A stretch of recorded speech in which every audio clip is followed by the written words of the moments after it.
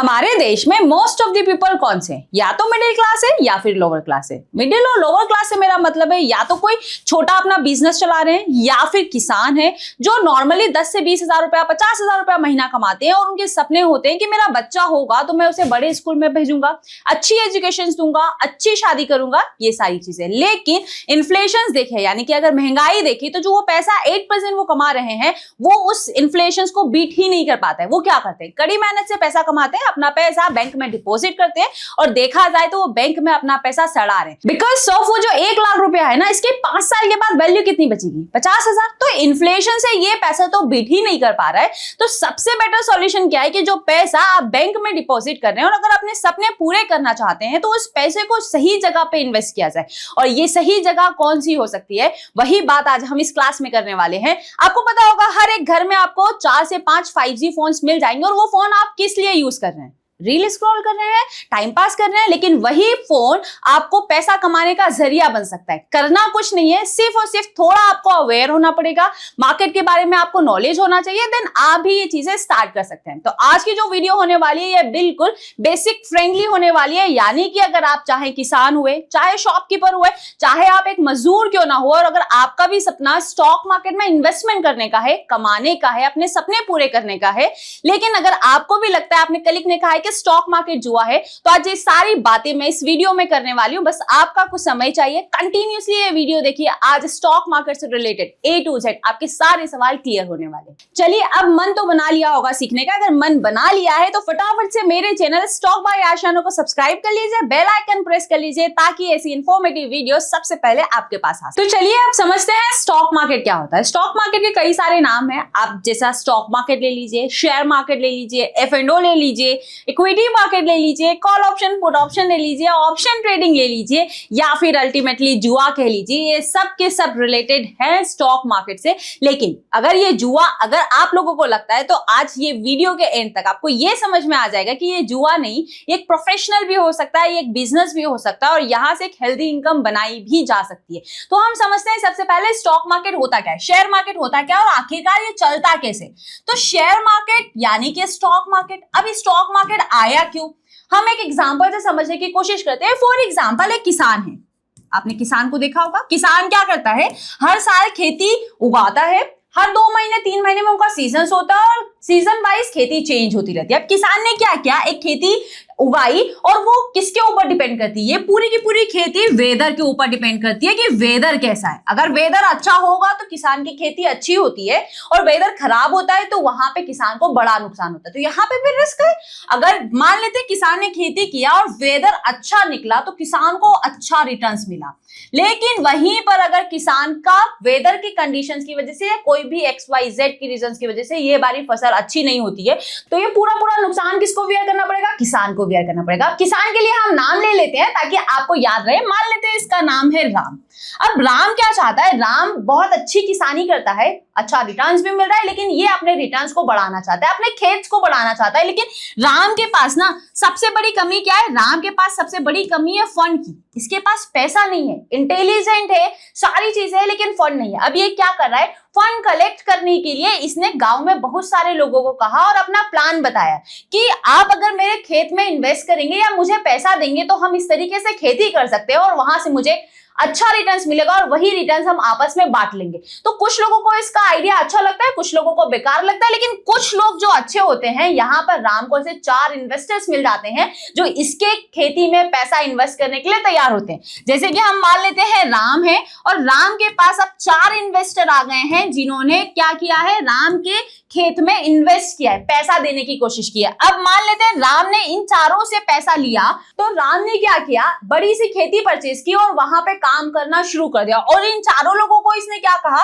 इन सारे लोगों को इसने कहा कि मेरी खेती से जो भी रिटर्न्स आएगा वो मैं रिटर्न्स आपको दूंगा। 2 महीना 3 महीना अच्छा चला, इन चारों को रिटर्न्स भी अच्छा मिला, लेकिन इंसान है ना, बदल ही जाता है, लालच आ ही जाता है। फिर चारों में लड़ाई होना शुरू हो जाती है। राम सोचता है कि पहले मुझे पैसे की जरूरत थी लेकिन अब मुझे पैसे की जरूरत नहीं नहीं है, तो मैं क्यों इन चारों को पैसा दूं? ये पूरा की पूरा फंड भी मेरा हो गया है और रिटर्न्स भी पूरा के पूरा मेरा होगा। ये काम ज्यादा समय तक नहीं चल पाता है। तो ये रहा फिजिकल वर्क जो पहले हुआ करता था। इसी वर्क में ये डिस्प्यूट ना हो सके, लड़ाई ना हो सके, इसके लिए इसको डिजिटल फॉर्म में लेकर आए, यानी कि जो ट्रांजेक्शंस आपस में हो रहे थे वही ट्रांजेक्शंस ऑनलाइन करना शुरू कर दिए। यानी कि जो जितनी भी कंपनीज है जिनको फंड की जरूरत होती है, इन्हें एक ऑनलाइन प्लेटफॉर्म पे रजिस्टर्ड कराना होता है, एक्सचेंज पे रजिस्टर्ड कराना होता है, जिसे हम कहते हैं एनएससी और बीएससी। ये क्या होता है बेसिकली? एनएससी मतलब नेशनल स्टॉक एक्सचेंज और बीएससी मतलब बॉम्बे स्टॉक एक्सचेंज। अगर कोई भी कंपनी हो या किसी भी कंपनी को फंड चाहिए तो इस पे रजिस्टर्ड कराना कंपलसरी है, ताकि जो इन्वेस्टर्स है, जो लोग हैं, यहाँ पे देखकर इन्वेस्ट कर सके। अब क्या हुआ, एक एग्जांपल के साथ समझने की कोशिश करते हैं। जैसे कि फॉर एग्जांपल रिलायंस हुई। रिलायंस एक बहुत बड़ी कंपनी है और अगर इसको अपने बिजनेस को और एक्सपेंड करना है तो इसको क्या चाहिए? इसको चाहिए फंड। अब मुझे बताइए, क्या मुकेश अंबानी अकेले इतना सारा फंड कलेक्ट कर सकते हैं? अगर पॉसिबल होता तो एक लिमिटेड इनकम होती, जितना उनके पास पैसा होता उतना वो पैसा लगाते और उसी पे इनकम मिलती। लेकिन ये चाहते हैं कि मेरी इनकम और ज्यादा हो, तो इन्होंने क्या किया? इन्होंने कहा कि मैं एक काम करता हूं, मेरे पास रिलायंस है, मैं इसका जितना भी इसकी वैल्यूएशन है उसको मैं 100% मान लेता हूं कि मेरे पास टोटल इसके 100% स्टेक्स है, 100% शेयर्स है, 100% हिस्सेदारी भी आप बोल सकते हैं।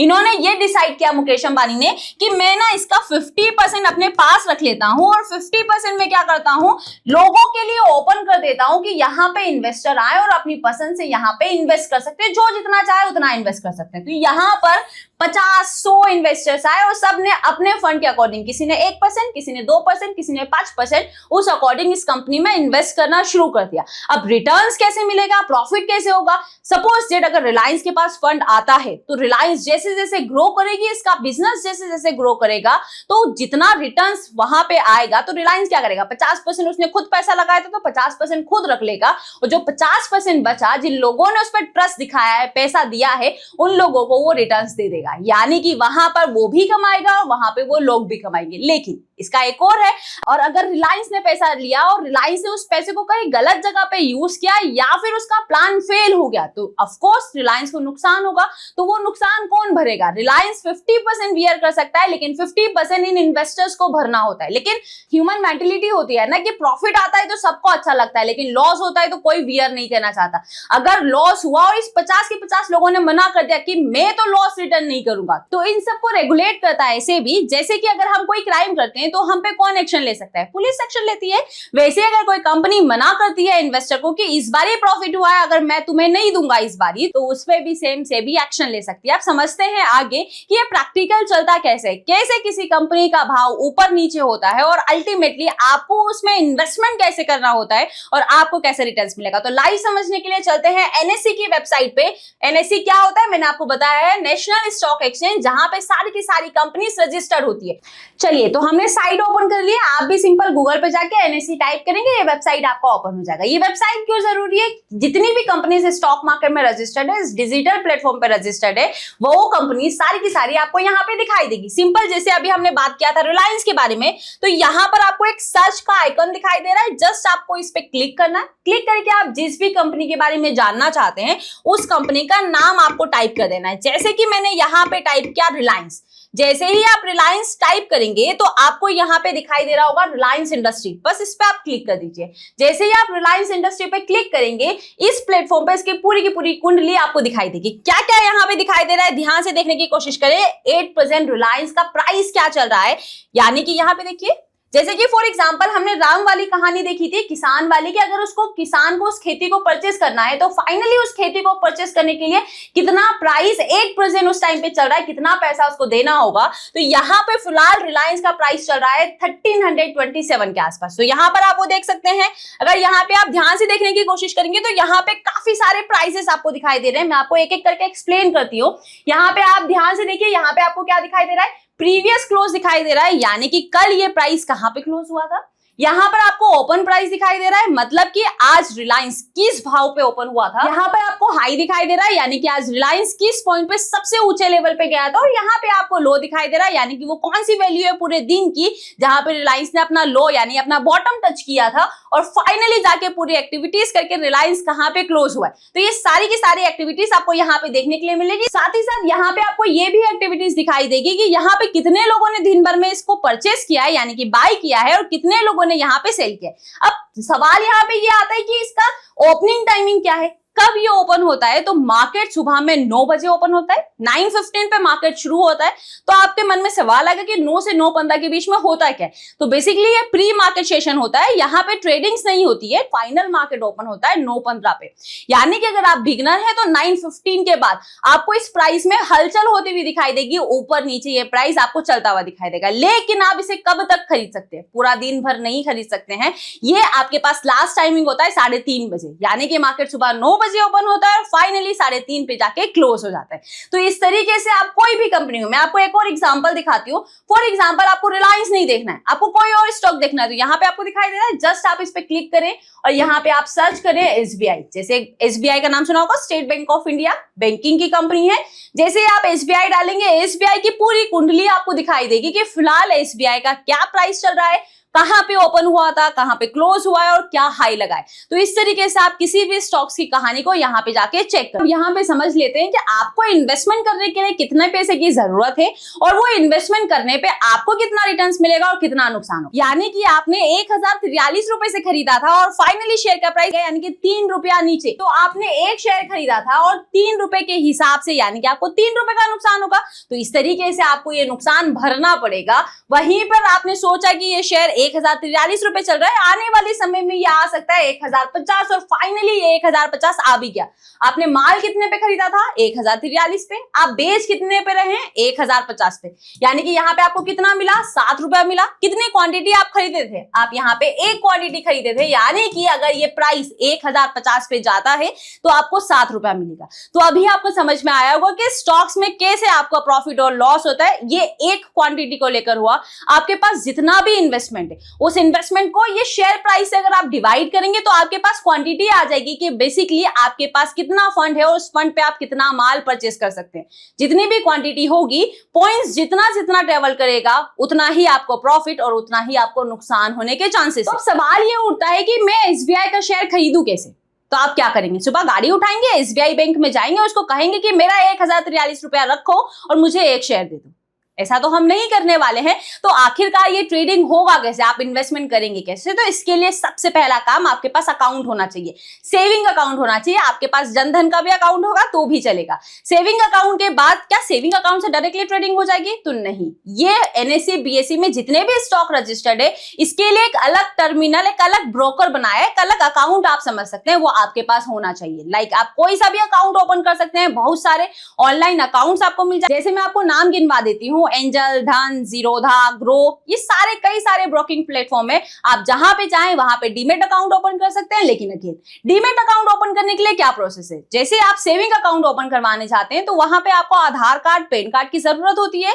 सिमिलर डीमेट अकाउंट ओपन करवाने के लिए भी आपको आधार कार्ड, पैन कार्ड की जरूरत होगी। सिंपली उस प्रोसेस को करके आप अपना डीमेट अकाउंट ओपन करवा सकते हैं। और ये डीमेट का प्रोसेस विद इन 5 मिनट्स का काम होता है। 5 मिनट में आपका डीमेट अकाउंट ओपन हो जाता है और जो आपका सेविंग अकाउंट है ना, वो सेविंग अकाउंट आपके डीमेट अकाउंट से लिंक हो जाता है। तो सबसे बड़ा टास्क ये है कि लिंक हो जाने के बाद क्या डायरेक्टली पैसा आपके डीमेट अकाउंट में आ जाएगा और कोई भी यूज कर लेगा, ऐसा नहीं है। सेविंग अकाउंट आप ही यूज कर सकते हैं, वैसे ही डीमेट अकाउंट का आईडी पासवर्ड अगर आपके पास है तो आप ही उसे यूज कर सकते हैं। तो जब भी आपको फंड ऐड करना रहे तो कैसे ऐड करना होगा, अभी मैं आपको प्रैक्टिकल समझाऊंगी। तो सबसे पहला काम आपका क्या हुआ, आपके पास सेविंग अकाउंट होना चाहिए। दूसरा आपके पास काम हुआ, आपके पास डीमेट अकाउंट होना चाहिए। तीसरा आपके पास काम हुआ कि ये डेटा आप देखेंगे कहां पे। तो मैंने सबसे पहले आपको वेबसाइट बताई एनएससी, जहां पे आप देख सकते हैं। ऐसी ही सिमिलर बीएससी की भी वेबसाइट है, आप वहां पे भी जाके देख सकते हैं। और भी काफी यूजफुल वेबसाइट है। फॉर एग्जांपल आपको कोई न्यूज देखना है मार्केट से रिलेटेड, तो मनी कंट्रोल आपके पास होना चाहिए, जहां पे सारी की सारी न्यूज़ेस आपको देखने के लिए मिलती है। ट्रेडिंग व्यू जो सबसे जरूरी एप्लीकेशन है, ये आपके पास जरूर होनी चाहिए। ये सारी की सारी एप्लीकेशन फ्री ऑफ कॉस्ट है, किसी को भी पैसा देने की जरूरत नहीं है। गूगल करेंगे तो आपको मिल जाएगा। चारों की चारों वेबसाइट के नाम मैंने डिस्क्रिप्शन बॉक्स में ऐड कर दिए हैं। आराम से जाके वहां पे चेक कर सकते हैं। और अभी तक हमने इतना तो सीख लिया कि ट्रेडिंग करने के लिए हमें डीमेट अकाउंट चाहिए। अब आप एक्साइटमेंट भी है कि सुबह जैसे ही मार्केट ओपन होगा सुबह 9:15 पर आएंगे और सीधा एसबीआई का शेयर खरीदेंगे। लेकिन अगर आपको याद होगा तो मैंने आपको दो बात कही थी कि एसबीआई या कोई भी कंपनी का शेयर ऊपर भी जा सकता है और नीचे भी जा सकता है। तो आपको कैसे पता चलेगा कि ये शेयर ऊपर जा सकता है या नीचे? एसबीआई कंपनी आपको फोन करके तो कहेगी नहीं कि मेरा शेयर ऊपर जाने वाला है तो तुम खरीद लो और मेरा शेयर नीचे जाने वाला है तो तुम बेच दो। तो आखिरकार इसका क्या एनालिसिस है? तो बहुत ही सिंपल है। इसे आप फंडामेंटल और टेक्निकल दोनों एनालिसिस से समझ सकते हैं। थोड़ा और डिटेल में मैं आपको समझा सकूं इसके लिए हम चलते हैं अगेन बोर्ड पर और मैं आपको समझाने की कोशिश करती हूं कि फंडामेंटल और टेक्निकल होता कैसे और काम कैसे करता। तो यहां पे मैंने दो नाम यूज किए। सबसे पहला फंडामेंटल हम लिख लेते हैं, दूसरा टेक्निकल। लेकिन जब ये दोनों ही तरीके एनालिसिस के हैं तो किसी एक से भी तो काम चलाया जा सकता है। तो फिर हमको ये दो एनालिसिस क्यों करना है? मैं आपको एक एग्जांपल के थ्रू समझाती हूँ। फॉर एग्जांपल आपके घर में छोटा मोटा काम है, आपको रिपेयर करवाना है और आपको इसके लिए चाहिए मजदूर। आप क्या करेंगे? किसी भी चौराहे पे जाएंगे, मजदूर को लेंगे और शाम तक उससे काम करवाएंगे, पैसा दे देंगे और मजदूर अपने घर, आपका काम हो गया। तो क्या आपने मजदूर की कुंडली जानने की कोशिश की कि मजदूर कहाँ का है, क्या करता है, कैसे काम करेगा? नहीं, आपको छोटा सा काम करवाना था, आपने करवाया और आप आ गए। लेकिन वहीं पे फॉर एग्जांपल मान लेते हैं आपके घर में कोई बेटी या बेटा है, आपको उसकी शादी करनी है। लेकिन आप मुझे बताइए क्या सेम मजदूर वाला जैसा काम आप उसके साथ करेंगे? किसी भी रैंडम इंसान के साथ शादी कर देंगे? आप क्या करेंगे? कोई भी लड़का या लड़की हुई तो पहले उसके घर जाएंगे, इन्वेस्टिगेशन करेंगे, ये पता करने की कोशिश करेंगे लड़का क्या करता है, फैमिली क्या करती है, वो लोग कैसे रहते हैं, ये किस तरीके से चलेगा, क्या काम करता है, XYZ, सारी की सारी बातें आप इन्वेस्टिगेट करेंगे। क्यों? मजदूर के केस में आप नहीं कर रहे हैं लेकिन लड़की के केस में कर रहे हैं। बिकॉज ऑफ मजदूर वाला काम शॉर्ट टर्म का था, एक दिन का था, आपको जस्ट उससे काम करवाना था। लेकिन बेटी का रिश्ता लॉन्ग टर्म के लिए था, उसको वहां पे जिंदगी भर रहना है, इसलिए आपने इतना सारा इन्वेस्टिगेशन किया। सेम एज इट इज यहाँ पे भी सेम बातें अप्लाई होती है। अगर आपको किसी कंपनी के बारे में फंडामेंटल जानना है, यानी कि अगर आप उस कंपनी के बारे में पूरी कुंडली जानना चाहते हैं कि कंपनी करती क्या है, कंपनी का रेवेन्यू क्या है, कंपनी का बिजनेस मॉडल क्या है, आने वाले समय में कैसे ग्रो कर सकती है, कौन कौन सा इन्वेस्टमेंट उसके पास है, ये सब चीजें आप कब इन्वेस्टिगेट करेंगे? जब आपको लॉन्ग टर्म इन्वेस्ट करना होगा। यानी कि अगर किसी शेयर में आपको लॉन्ग टर्म इन्वेस्टमेंट के बारे में सोचना है तो आपको फंडामेंटल एनालिसिस करना होगा। वहीं पर अगर आपको उस कंपनी से कोई लेना देना नहीं है, सिर्फ आपको उसके इंट्राडे यानी कि सेम डे में वो कंपनी कितना ऊपर जा रही है, कितना नीचे जा रही है, सिर्फ आपको इससे मतलब है, तो उसके लिए आप क्या करेंगे? उसके लिए आप टेक्निकल एनालिसिस करेंगे। यानी कि आपको क्या करना है? इंट्राडे ट्रेडिंग, सेम डे की ट्रेडिंग के बारे में सोचना है तो आपको टेक्निकल एनालिसिस करना हो। तो यहां पे मैं आपको और डिटेल में आप एग्जांपल के साथ समझाने की कोशिश करती हूँ कितने टाइप की ट्रेडिंग होती है। सबसे पहला हम समझते हैं इंट्राडे ट्रेडिंग। इंट्राडे ट्रेडिंग मतलब कि फॉर एग्जांपल आपके पास शेयर है एसबीआई का, हमने एनालिसिस किया था, अभी एसबीआई का शेयर 1043 रुपए चल रहा था। हम मान के चलते हैं राउंड फिगर में एसबीआई का भाव 1000 रुपए चल रहा है। अब आपको लगता है कि एसबीआई का शेयर एक दिन में कितना इंक्रीज हो सकता है, तो आपने इस पे बेट लगाया कि ये 1000 रुपए का शेयर आज बढ़कर 1020 रुपया हो जाएगा और आज आप इसको 1020 पे लेकर निकल जाएंगे। यानी कि आपने किस पे इन्वेस्टमेंट लगाया? 1000 रुपए पे इन्वेस्टमेंट लगाया। मान के चलिए आपने 100 क्वांटिटी परचेस की, 100 क्वांटिटी आपने खरीदा और आपने इसको क्या करा? 1020 पे बेच दिया। मतलब 1000 रुपए का माल 1020 पे बेचेंगे तो मोटा मोटा कितना प्रॉफिट होगा आपको? 20 रुपए का प्रॉफिट होगा। आपने कितनी क्वांटिटी ली थी? आपने 100 क्वांटिटी ली थी, यानी कि आपको यहाँ पे कितना प्रॉफिट होगा? देखिए 2000 रुपए आपकी पॉकेट में जब आप इसको बेचेंगे तब आपको होगा। लेकिन जरूरी नहीं है कि ये ऊपर जाएगा, ये नीचे भी आ सकता है। फॉर एग्जाम्पल आपने एसबीआई के शेयर्स को कहां पे खरीदा? फॉर एग्जाम्पल आपने एसबीआई के शेयर्स को अगेन 1000 रुपए में खरीदा। आपकी इच्छा थी कि ये 1020 रुपया जाए, लेकिन ये तो नीचे आ गया। नीचे कितना आ गया? मान लेते हैं 990 रुपए आ गया। यहाँ पे कितना नुकसान हो रहा है आपको? सीधा सीधा 10 रुपए का नुकसान हो रहा है। अब आपने कितनी क्वांटिटी परचेस की थी? अगेन आपने 100 क्वांटिटी परचेस की थी, यानी कि आपको नुकसान होगा तो कितना नुकसान होगा? आपको नुकसान होगा तो यहाँ पे 1000 का नुकसान होगा। तो यहाँ पे जो भी काम आप इंट्राडे में कर रहे हैं, यानी कि सुबह 9:15 पे जो मार्केट ओपन हो रहा है तब से लेके 3 बजे तक जितनी भी आपकी एक्टिविटीज हो रही है, इसी दिन शेयर्स को खरीद रहे हैं और इसी दिन शेयर्स को बेच दे रहे हैं, तो इसे हम कहते हैं इंट्राडे ट्रेडिंग। जो मैंने सबसे पहले आपको बताया वो कहलाती है इंट्राडे ट्रेडिंग। लेकिन यहाँ पे और भी काफी सारे टाइप्स है। अभी हमने फंडामेंटल एनालिसिस सीखा, तो उसको हम कहाँ पे यूज करेंगे? फॉर एग्जांपल आपको लगता है कि मुझे एसबीआई को इंट्राडे नहीं खरीदना, मैं एक काम करता हूँ, मैं इसे 4-5 दिन या 1 महीने के लिए मैं इसे खरीदना चाहता हूँ, तो आप क्या करेंगे? आपने अगेन क्या किया? एसबीआई पे बेट लगाया। क्या बेट लगाया? कि आज इसका भाव 1000 रुपए चल रहा है, आज से आने वाले दिन में 2 दिन, 4 दिन, 5 दिन, 8 दिन, 1 महीने में इसका प्राइस कितना आ सकता है? 1050 आ सकता है। तो आपने इसको खरीदा और आपने ऐसा सोचा कि जब इसका प्राइस 1050 आएगा ना, तभी मैं इसको बेचूंगा, उसके पहले मैं नहीं निकालूंगा। तो आपने क्या किया?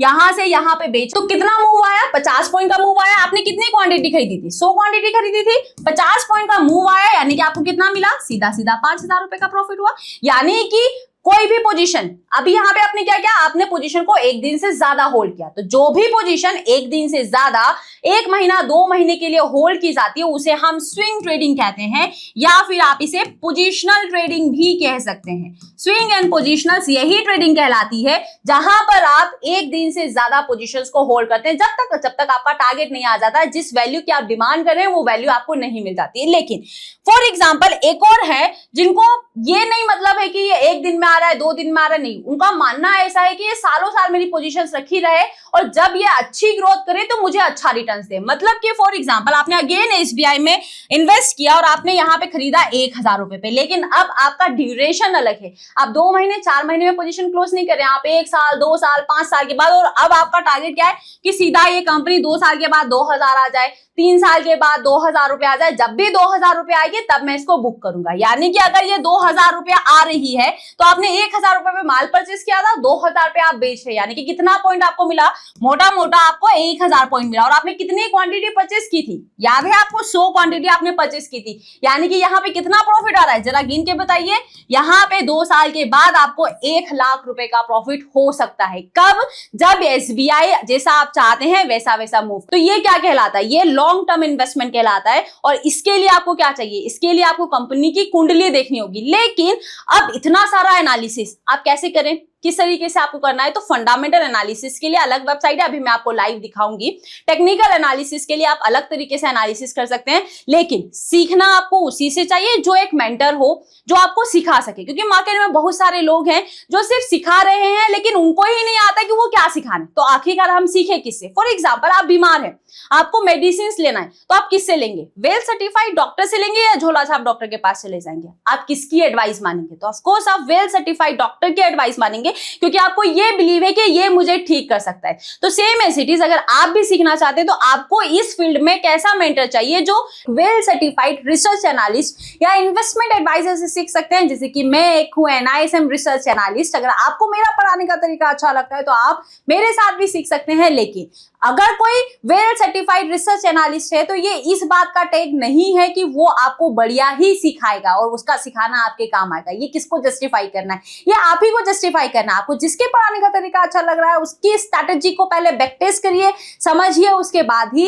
अप्लाई करिए। अब यहाँ पे अगर आपको किसी भी ट्रेनर का समझाने का तरीका, फॉर एग्जाम्पल आपको मेरा ही पढ़ाने का तरीका अच्छा लगता है, तो हम कैसे क्लासेस कंडक्ट करते हैं? हमारी क्लासेस ऑनलाइन भी होती है, जहां पे हम जूम पे बात करते हैं क्लाइंट से, जहां पे हम इंट्राडे डिस्कशंस करते हैं, राइटिंग हेजिंग के बारे में बात करते हैं, तो आप वहां से भी सीख सकते हैं। हम लोगों के ऑफलाइन सेमिनार्स भी होते हैं कई जगह पर, तो आप वो भी अटेंड कर सकते हैं। अभी जैसे रिसेंटली हमने एक इंडिकेटर बनाया है जिसका नाम है वर्सर एनालिटिक्स, जो बेसिकली आपको प्राइस स्ट्रक्चर समझने में मदद करता है।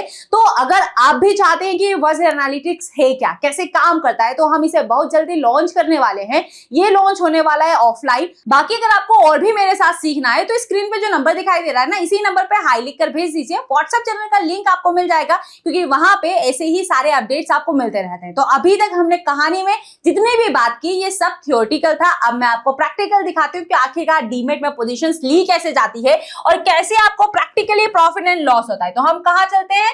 मैं अभी फिलहाल आपको काइट की एप्लीकेशन दिखा रही हूँ। आपके पास जो भी डीमेट है जो आपको ओपन कराना होगा, आप उस प्लेटफॉर्म पे जा सकते हैं।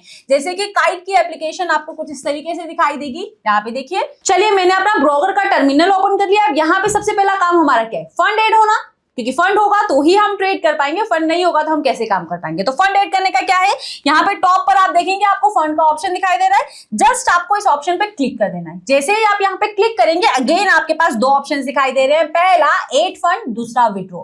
फॉर एग्जाम्पल आपको फंड ऐड करना है तो आप ऐड फंड पे क्लिक करेंगे, जितना भी अमाउंट आपको ऐड करना है वो पुट करेंगे, ओके पे क्लिक करेंगे, फंड आपके डीमेट में ऐड हो जाएगा, फिर आप उस फंड पे ट्रेड कर सकते हैं। लेकिन आपके डीमेट में ऑलरेडी फंड पड़ा है, आप पहले से ट्रेड कर रहे हैं और उस फंड को विड्रॉ करना चाहते हैं, जो कमाया है उसको विड्रॉ करना चाहते हैं, तो विड्रॉ वाले ऑप्शन पे आपको क्लिक करना होगा। जितना अमाउंट आप विड्रॉ करना चाहते हैं, आपके डीमेट में जितना भी पैसा रखा है उस पे, वो पैसे को आप डालेंगे, ओके पे क्लिक करेंगे, फंड आपके अकाउंट में तुरंत ही क्रेडिट हो जाएगा। तो इस तरीके से आप अपना फंड को ऐड कर सकते हैं। मान के चलते हैं आपने अपना फंड ऐड कर लिया, अब आपको किसी कंपनी का शेयर्स परचेस करना, तो कैसे परचेस करेंगे? जैसे कि फॉर एग्जांपल हमने एसबीआई का एग्जांपल लिया था, तो जो भी कंपनी का आपको शेयर्स परचेस करना है वो नाम आप यहाँ पे लिखेंगे। फॉर एग्जांपल आपको आईसीआईसीआई बैंक का शेयर परचेस करना है, तो मैंने क्या डाला, मैंने यहाँ पे डाला आईसीआईसीआई बैंक।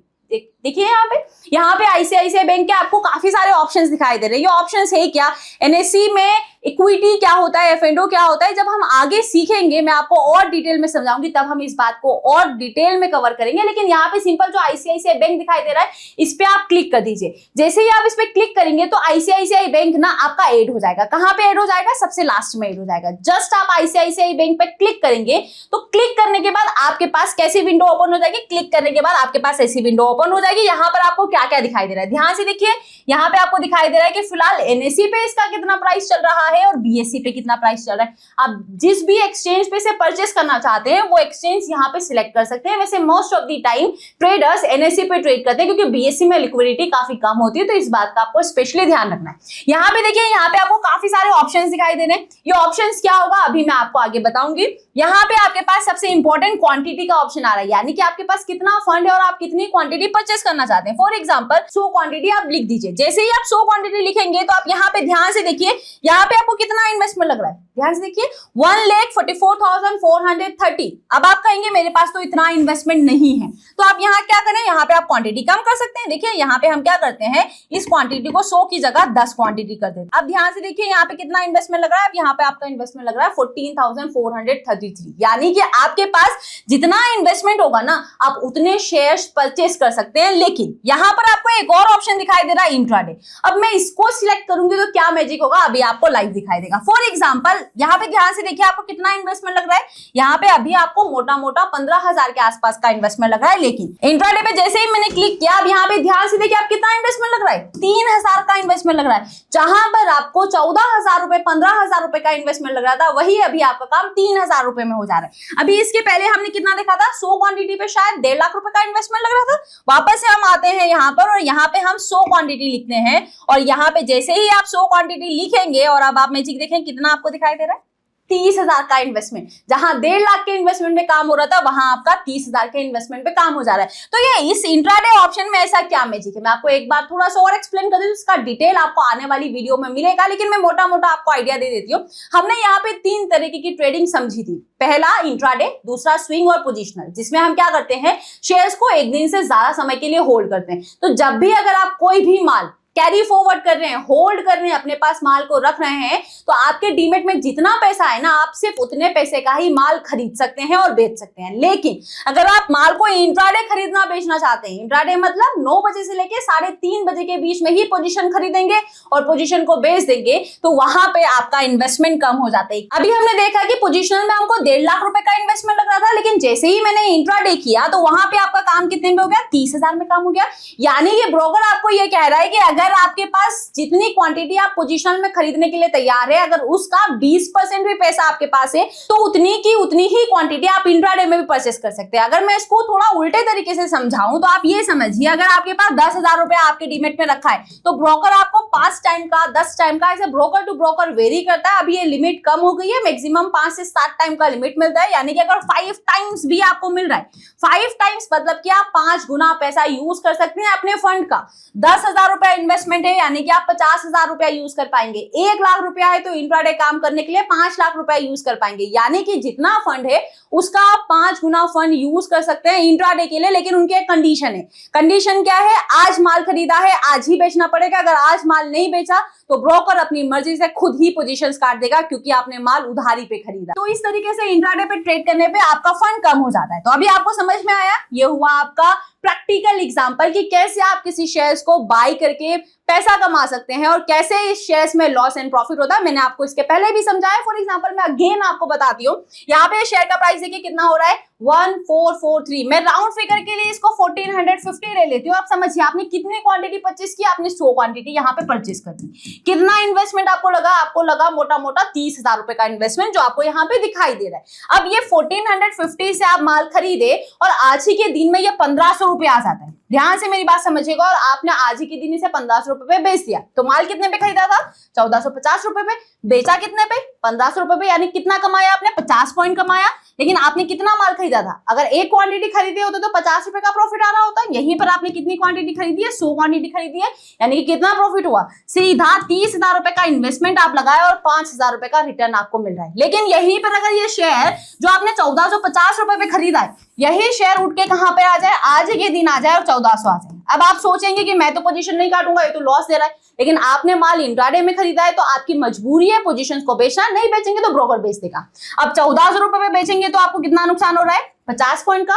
कितना माल खरीदा था? 100 क्वांटिटी आपने खरीदी थी, यानी कि कितना नुकसान होगा? 5,000 का नुकसान होगा। मतलब कि अगर आपका 30,000 रुपए का इन्वेस्टमेंट है, 50 पॉइंट अगर आप कमा रहे हैं, तो वही इन्वेस्टमेंट जब आप प्रॉफिट बुक करेंगे तो 35,000 रुपए का हो जाएगा। और वहीं पर अगर आपने 5,000 रुपए का लॉस कर लिया तो आपको कितना नुकसान होगा? सीधा सीधा आपका इन्वेस्टमेंट 5,000 रुपए चला जाएगा और 25,000 रुपए बचेगा। तो इस तरीके से ये आपका लाइव डेमो हुआ कि किस तरीके से आप अपना ट्रेड प्लान कर सकते हैं। लेकिन यहाँ पे ये प्राइस अब कैसे ऊपर जाएगा, कैसे नीचे जाएगा, अगर आप इंट्राडे प्लान कर रहे हैं तो इसके लिए आपको टेक्निकल एनालिसिस सीखना जरूरी है। अगर आप चाहते हैं कि ऐसा ही डिटेल आपको टेक्निकल एनालिसिस पे वीडियो मिले तो वो तभी मिलेगा जब आप मुझे इस वीडियो का फीडबैक देंगे कि ये वीडियो आपको कैसा लगा, समझ आपको आई या नहीं आई, मार्केट को जो जुआ लेकर आपका माइंडसेट था वो क्लियर हुआ नहीं हुआ, शेयर मार्केट कैसे चलता है वो भी क्लियर हुआ या नहीं। अगर आप मुझे अपना फीडबैक शेयर करेंगे और चाहते हैं कि नहीं इसके बाद टेक्निकल एनालिसिस क्या होता है और इंट्राडे में आप कैसे पता कर सकते हैं कि ये शेयर ऊपर जाएगा या शेयर नीचे जाएगा,